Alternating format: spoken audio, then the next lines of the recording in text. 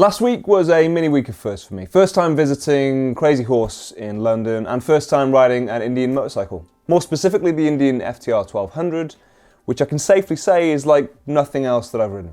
Check it out, I'll see you back here in a minute. Or 2 minutes. I don't know. I don't know how long it'll take. Depends how much fun I'm having. Roll the intro.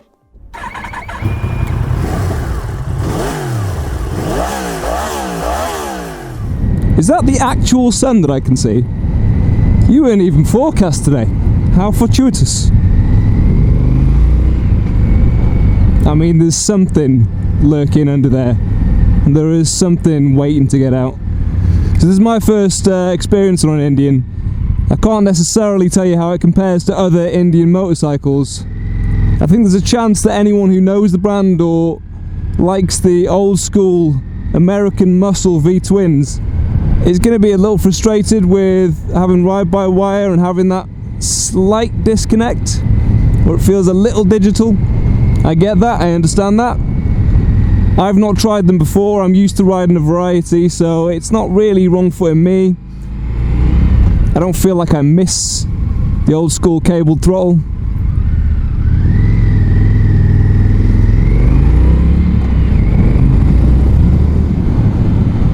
What I am going to miss is that power when I get back on my bike, and it feels like it's going backwards, guaranteed. Alright, well we're in rain mode, but let's see if it gets a bit of a wriggle on behind a learner. What are the chances? Come on, me and you, 50, do it! So, if you were taking this thing longer distances and you're doing relatively high speed, 50's not that high. There's an awful lot of wind. It is a windy day. It is a windy month. But there's a certain amount of wind. There is also a lot of comfort. This seat is really nice. It's got a lovely scoop to it. It feels like it's low on padding, but it can't be, because I am comfortable. It does not, by any standards or any means, feel crude.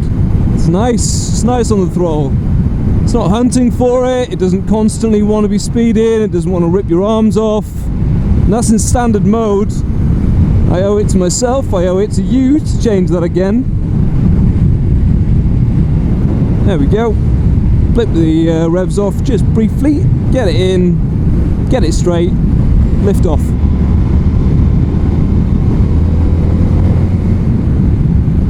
It feels really happy to rev out as well. I can't actually see the rev gauge. I'm sure there's a way of changing that on the display. I'll have a little hunt in a second.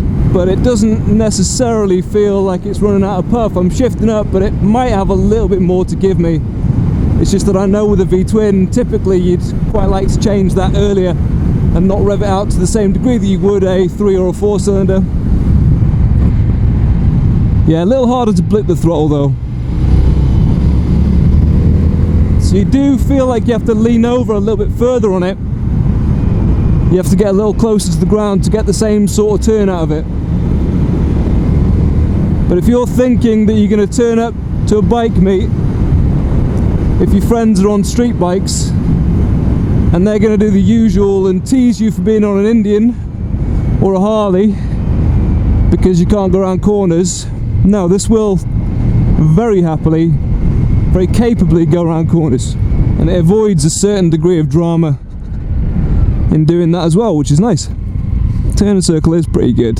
I'm not gonna over egg myself here. Hey, I'm not a short man.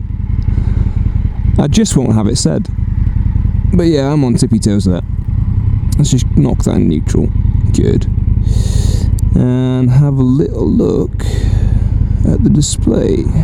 Phone, music, settings, track. Yep. Is there a rev gauge on this? I'm not actually sure there is. Oh, that is the rev gauge, you absolute... Well done, Tim, for paying attention to the explanation you got before you went out and whilst riding. So in summary, the other thing I'd say about it is that it's a distractingly good bike, because you just enjoy the ride so much that you're not concentrating on things like dials and clocks. There is a rev gauge, obviously there is, and it goes up to 9,000 before it redlines, and I don't know where I was revving that thing before.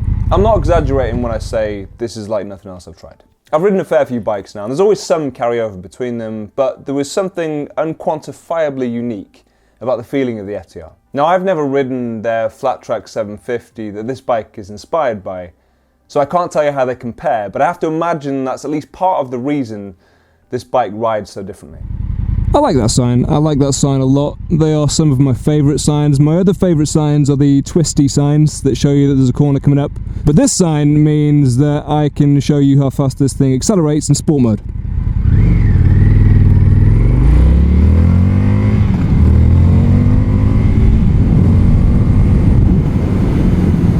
So I'd say, without actually looking at what they list the peak performance, I'm guessing it's somewhere around the 6,000 mark. Anything above that gently reminds you, I think, to change up a gear. Let's start with some of the familiar though. First, that stonking great 1200cc V-twin motor that delivers 123 horsepower and 87 foot-pounds of torque. Peak torque is actually found around 6,000 revs, but you can, if you so choose, push it up to 9,000. What I should point out is that those peak revs don't feel like they arrive too early though. It doesn't feel like you have to mission your way through gears to get to speed. That power is accessed by you via their three very distinct rider modes: rain, road and sport. All feel differently and all work fine. They each seem to have two different stages though. Even in sport mode, you can get it to respond smoothly at lower speeds if you just tickle the wrist, so to speak, until you decide to grip it a little bit more aggressively and lay down some rubber. And at that stage, hold on for dear life. So I've still got it in sport mode. I'm curious to see how this handles in town and at low speeds. And I think still well, because the difference of a few millimeters on that throttle wakes the bike up. If you don't want to shoot off and be bouncing all over the place pulling wheelies, then you don't have to be. You have the choice. And the choice comes when you just roll on a little further. But again, not by accident. You know you're doing it. And the longer you own the bike, the more you'll understand and work out where that biting point is. Super stable for fun little things like this. It's making me feel very short. Tippy tippy toes. I would say though at this stage that there is some crossover with other heavyweight V-twins. The most obvious one in my memory banks is the Ducati Monster 1200, which I have ridden, and I can tell you from memory that they respond relatively similarly. Similarly. They're quite close. Obviously the Ducati has a little bit more power on tap and will rev a bit higher, but they both respond as smoothly as modern V-twins will. They're not quite as thumpy and lumpy as V-twins used to be. I would just say that to me at least, the Indian felt just a little bit more raucous. That is a really nice car. That's the nice thing about hanging around Brands Hatch. People have got some seriously tasty wheels around here. That thing is gorgeous and immaculate, and I bet he's been dying for a dry day as well. Look at that thing.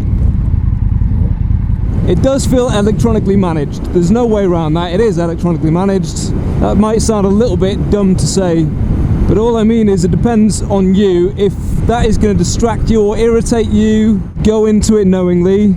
If it doesn't bother you in the least, as it doesn't really me, then you can accept it and just enjoy it for what it is.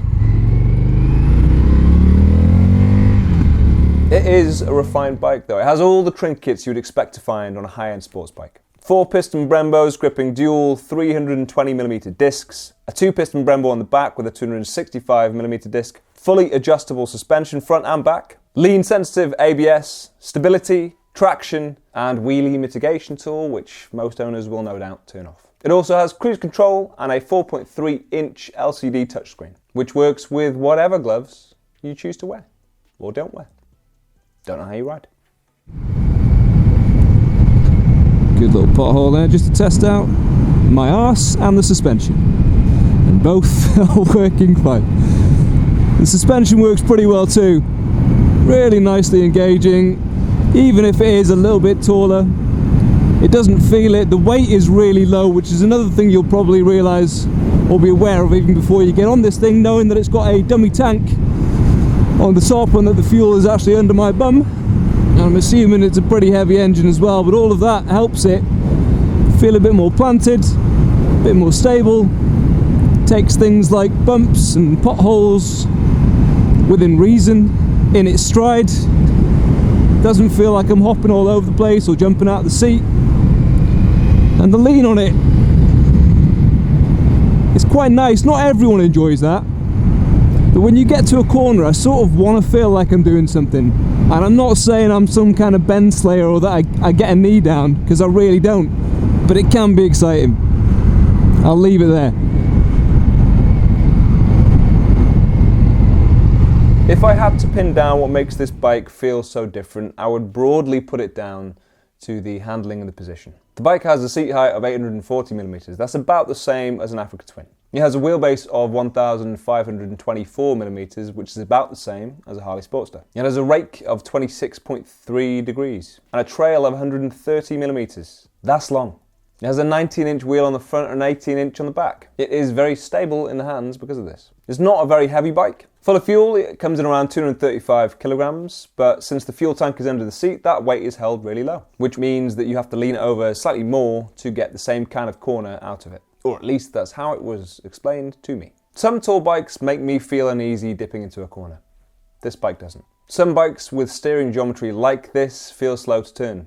This bike doesn't. It's anomalous. If I had to put it in words, and I guess I kind of do, it feels a little bit like you're sitting high on a pedestal, comfy as you like, in perfect alignment, on a sturdy, long and low, self-righting speed skate. Make of that what you will. The nice thing as well when you're doing this sort of riding is, as with a lot of adventure bikes, stuff like an Africa Twin or a BMW GS, you are taller than the rest of traffic, so you've got great visibility. Your chest is upright, you're not bent over like a sports bike. So this has the same thing. Likewise, you have great visibility. You can see over the top of things, and you can feel a little bit more in command. You stick a Jekyll and Hyde exhaust on this thing as well, and you will be the king. You might annoy some people, but life's too short to care. And that clutch is super duper light. I'm not saying it's the ultimate commuter tool, but I can think of a lot worse. Namely, an old school lump of a Moto Guzzi Grezzo. It's not great for commuting, it's just not made for it. The bike starts from £11,899 if you're in the UK, going for the standard option.